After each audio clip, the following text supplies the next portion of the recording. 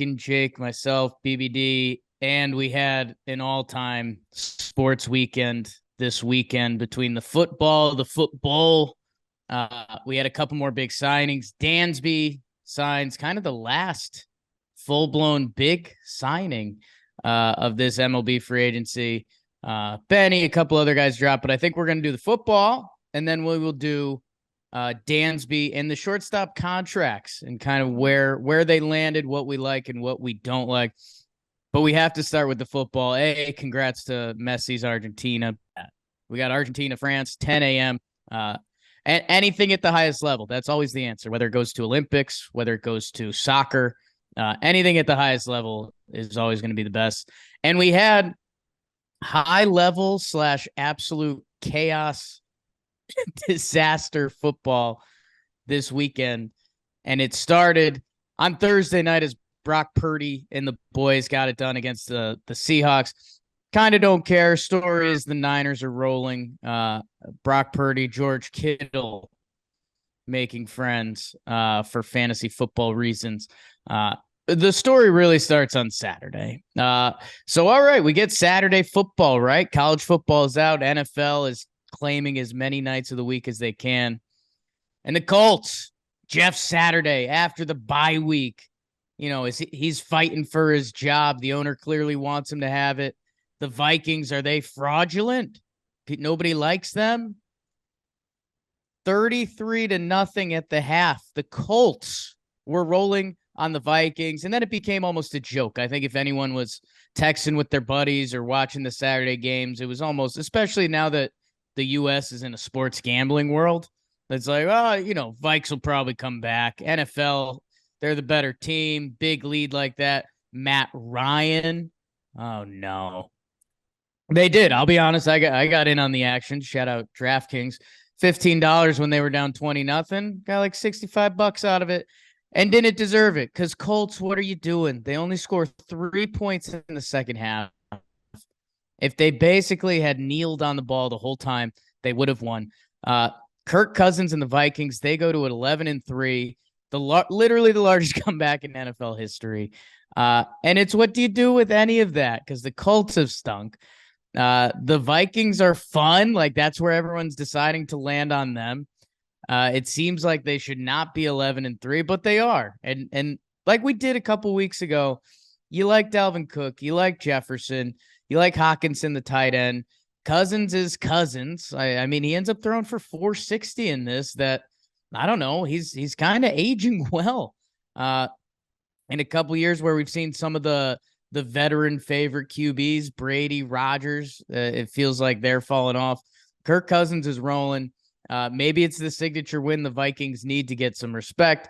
The Colts stink. And Jeff Saturday, it's not looking great for his head coaching tenure. But what a way to start off Saturday. My goodness, literally biggest comeback in NFL history. You got a Browns-Ravens poop bowl in between. Huntley doesn't have it. J.K. Dobbins looks good running on one leg. The Browns, 6-8, they win. The highlight for me, Chris Rose, pregame and the halftime show. Hot. Him and Joe Thomas looking well. But we were highlighted later that night. The Bills, they sealed their playoff spot and they win at the final minute. Josh Allen, he has another moment of being Josh Allen. Let me put the team on my back. He had like his 40-yard scramble or whatever it was. They made this closer than it probably should have been in a Miami team playing in Buffalo in the snow. Waddle, he did his touchdown dance. That made Jess very happy when she saw that. The guy would do a penguin touchdown dance because his last name is Waddle. So Bills hold serve 11-3. They're going to the playoffs. Dolphins 8-6. Like I've kind of been on. They played their tough stretch. It's going to get easier for them as they go Packers, Patriots, Jets. A couple of those teams we'll be talking about very significantly in a minute. And they'll probably win those games because they're a solid football team. I don't think they're great. But hey, in Buffalo, 3-point loss in the snow. I'm not going to get them on that one. Good for you, Bills. Which brings us to Sunday, and a couple of these finishes are it's unreal. It hits one of those points that, as I mentioned with the World Cup, I don't know. I don't. Maybe I need to lay off the gummies, or I don't know what it is. But sometimes sports seem kind of scripted. I mean, Messi and Mbappe just going back and forth like that. Like, oh, okay, like that never happens in soccer. Like that. I mean, when I sat down for the red zone games, I was already exhausted, and then we were in it. Eagles end up beating the Bears. Justin Fields has a couple highlight runs that you're like, man, like I remember when Vic first happened and nobody had seen it, and Justin Fields might have to like yell at Vic because without that, you haven't seen it look like that running wise, kind of ever, man. He stepped out of bounds on one run that was still an incredible run. If he didn't like literally toe out of bounds, it's an all-time highlight reel run. I should give some love to Lamar too. I mean, Pete prime Lamar Jackson when he's running down the football field is a different kind of shifty and different. He had that signature Bengals run. I remember that everyone was like, "My God, what is this?" I'll give Justin Fields all the credit in the world for that. It's going to be super interesting. My buddy's getting to fight literally every NFL Sunday, whether he's good or not.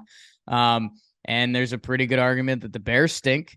And is he going to be able to pass enough? But if you can run like that and you can pass just a little bit, you're going to have a really good chance to be good. And speaking of Eagles, they go to 13-1. Good for Jalen Hurts. They're the dominant football team this season. It's going to be interesting to see their playoff schedule and see who they run into along the way. Falcons Saints shouldn't talk about a lot, but they start Desmond Ridder, the quarterback from Cincinnati. Mariota gets benched and he says, "I'm getting knee surgery." Everyone was hot and bothered about that. I kind of get it, kind of don't. Like, if you need the knee surgery and they're not going to play you, well, that's kind of your prerogative. And they lose. And if they start Mariota, I don't know, because I've had for a bad team, I've had a man crush on the Falcons. Saints win. They had a couple big plays, and Juwan Johnson, the tight end, helping some people's fantasy worlds out. Speaking of tight ends scoring a couple touchdowns, how about CJ Uzama for your John Boy Media and the New York Football Jets? 2 touchdowns out of him after not having any on the year. That was a lot of fun. This game was a lot of fun until the end for Jets fans. 4th and 1. They need the stop. What a play call by the Lions, who, by the way, they're now 7-7 after they end up winning, and Zach Wilson and all that. Do they win this game with Mike White?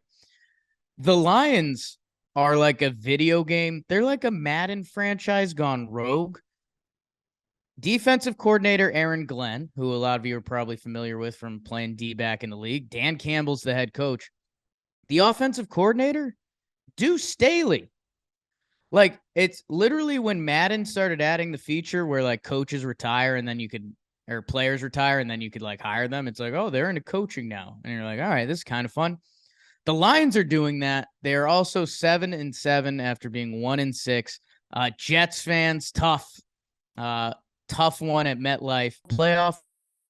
So do the Jets still. It's going to be so messy both ways. The extra game this year, I feel like we didn't fully compensate for. When looking at teams' records, I keep talking about the teams that you wish their record was one game better. And a couple of those teams have a little bit of hope. Steelers, Panthers, no. Steelers win.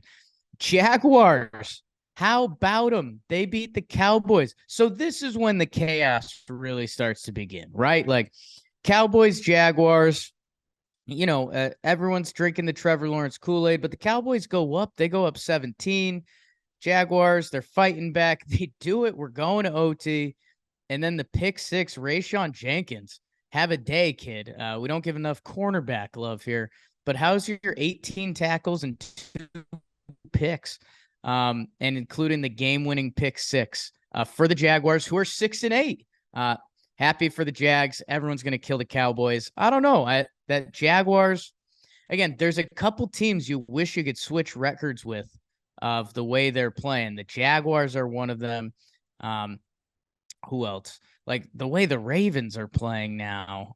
But it's without their quarterback, who's been requesting the bag all year. Tight like the Titans. If you could switch the Jaguars and the Titans record, 6-8 and 7-7, everyone would love the Jaguars. They're thinking Trevor Lawrence has broken out. It's clicked. We'll get to Patriots, Raiders. Those are two teams I think everyone wish. But either way, pick 6 to end it. The Jaguars against the Cowboys. That doesn't just happen. Meanwhile, while that's happening, the Chiefs, they go into OT against the Texans, 2 touchdown favorites. They hand it off. McKinnon has a big game, sure, because they just bust him out whenever they need to. 7th straight AFC West title. Think about what the Chiefs are doing. That's pretty crazy. So we've got a walk-off in OT. We've got 2 walk-offs in OT. The Lions essentially walked off the Jets on 4th and 1 to their tight end wide open. They're like, all right, the chaos is going here. Chargers, Titans, we're getting into the later slate here. Titans tie it up. They were debating, should we go for 2 and try to go for the win? They take the tie. Herbert, he makes 2 passes. This game was so ugly for so long, and then Herbert throws an absolute dime to Mike Williams that sets them up in field goal range. They win. They're 8-6. I wish it was a more convincing 8-6, but they are 8-6. I just don't know why Herbert plays like that sometimes for most of the game. And then when they need it, so I don't know. I guess I shouldn't complain about it. Titans, yipes, 7-7.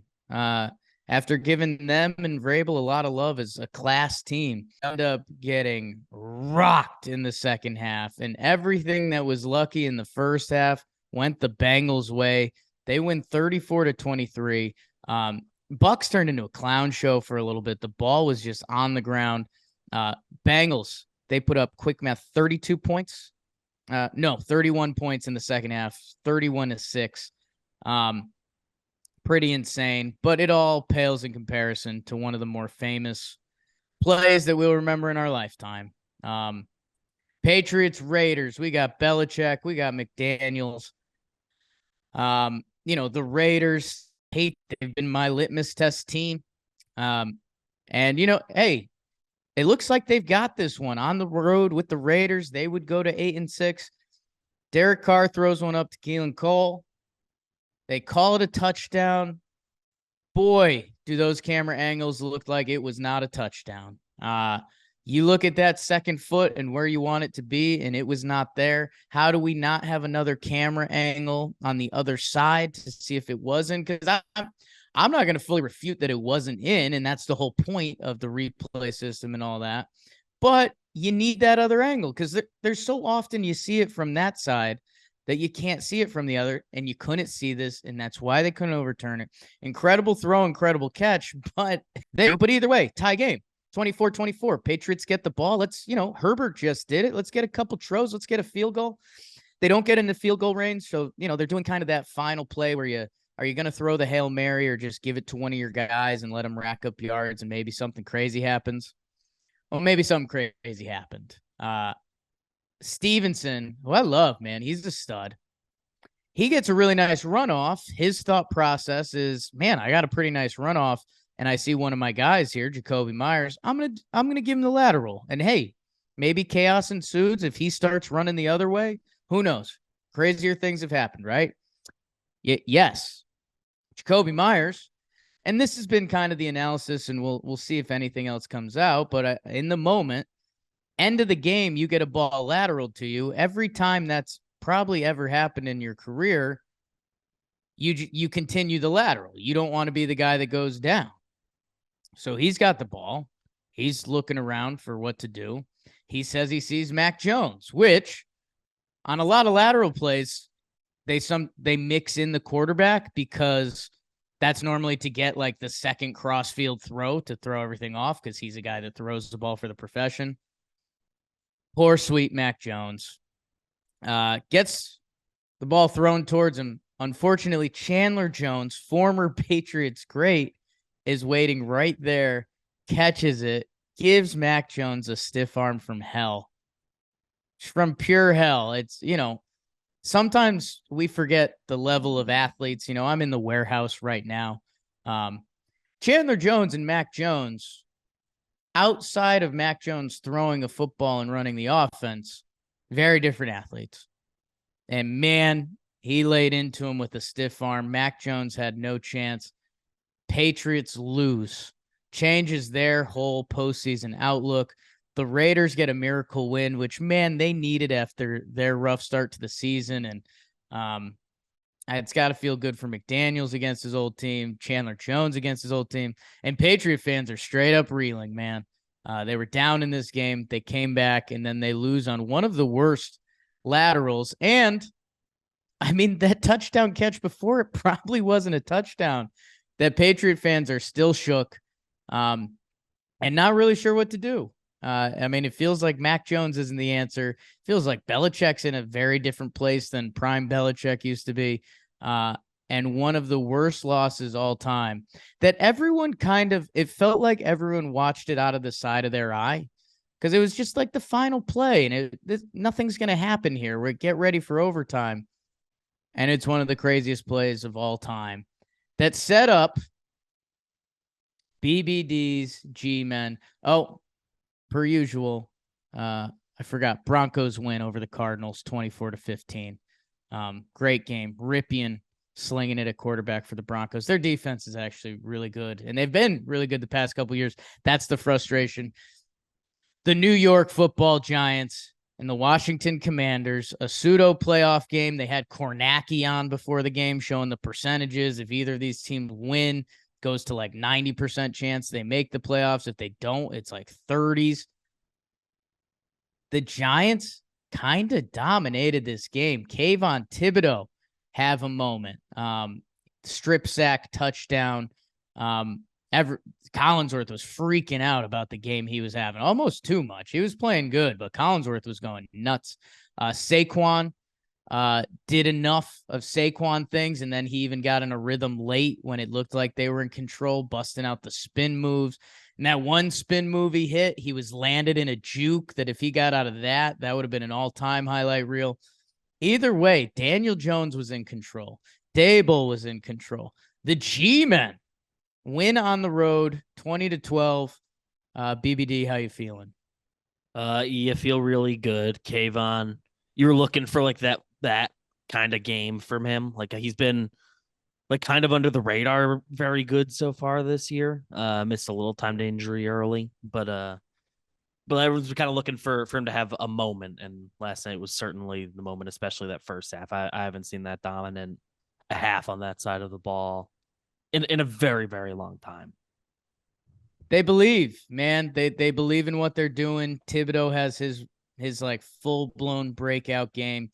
And yeah, the Giants, they now have their path. If they basically win one game, they're in. And by the way, with all the chaos that's going on in the standings, even if they landed at 8-1 with a tie, I think they'd have a good chance. Happy for Giants fans. Go check out Talking Giants. Because, man, is this the best time they've ever had doing that. Mm-hmm. So, I don't know. I mean, one of the best sports Sundays I've seen. Shout out to Argentina in the World Cup and Mbappe for turning it on. How nuts was all of that? And the Vikings literally on Saturday. So, I mean, from Saturday afternoon through the Bills game into the World Cup, into that, it doesn't get much better than that. And I was lucky and happy that I was able to enjoy that while meeting Vinny Pasquantino in between that. Story for another day that I told on Talking Baseball, actually. Go check that out. Couple like Chiefs walk off in OT that barely gets mentioned. Jaguars pick six only gets mentioned to win the game, only gets mentioned because it was against the Cowboys. Really, like Chargers, a game-winning drive, like nobody really cares about. The Patriots Raiders play all time, butt fumble level. You'll always remember that one. Cause why? And meanwhile, the G-Men on Sunday Night Football.